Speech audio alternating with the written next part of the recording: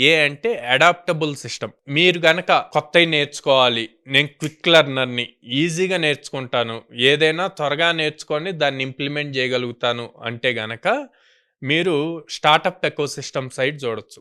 Startup okay. Ecosystem అందరికి కూడా త్వరగా నేర్చుకొని, త్వరగా ఇంప్లిమెంట్ చేసే మనస్తత్వం ఉన్నవాళ్ళు కావాలి. సో, అడాప్టబిలిటీ సిస్టమ్ ఉండటం గూడా చాలా ఇంపార్టెంట్. ఎందుకు? ఫర్ సపోజ్ స్టార్టప్ కాకుండా ఏ కంపెనీ అయినా తీసుకోండి. హ్మ్. కంపెనీస్ ఎలా వర్క్ అవుతాయంటే క్లయింట్స్ ఇచ్చే ప్రాజెక్ట్స్ బేస్ చేసుకొని వర్క్ అవుతాయి. హ్మ్. ఫర్ సపోజ్ నేను మాన్యువల్ టెస్టింగ్ నేర్చుకున్నాను.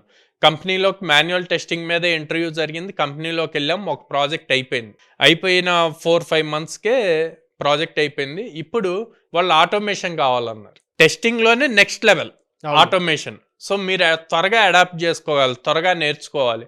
నేర్చుకుంటే ఆ ప్రాజెక్ట్‌లో మీరు ఉండగలుగుతారు. సో, అట్లాగే ఇప్పుడు మనం అబ్జర్వ్ చేస్తే ఎవ్రీ 3 మంత్స్‌కి ఏఐ వచ్చాక టెక్నాలజీ చేంజ్ అవుతూ ఉందండి. సో, ప్రతి ఒక్కళ్ళు కంపల్సరీగా ఈ స్కిల్ అన్నది ఉండాలి. అడాప్టబిలిటీ అన్నది ఉండాలి.